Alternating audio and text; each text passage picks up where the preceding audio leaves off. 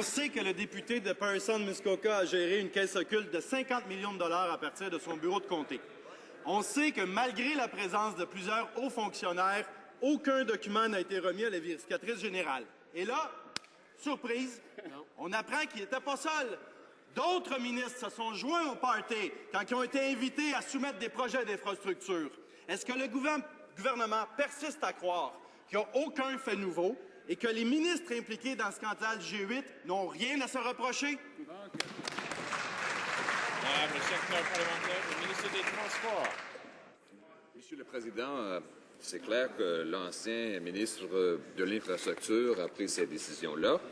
Puis aussi, chaque dollar est justifié, aucun sou est en train d'être manqué.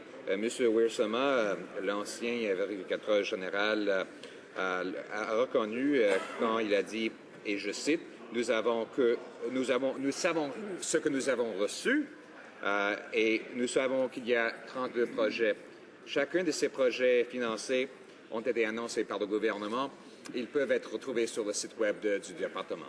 L'honorable député de Rosemont-la-Petite-Patrie. Monsieur le Président, on est entre nous. On va se dire les vraies affaires.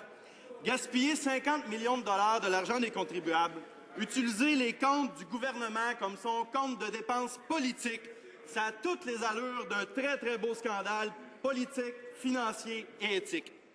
Si, comme les conservateurs le prétendent, ils veulent appliquer les recommandations de la vérificatrice générale, si une de ces recommandations-là, c'est que le Parlement aille au fond des choses dans ce dossier-là, est-ce que vous allez accepter de vous soumettre à une commission d'enquête parlementaire complète sur le scandale du G8?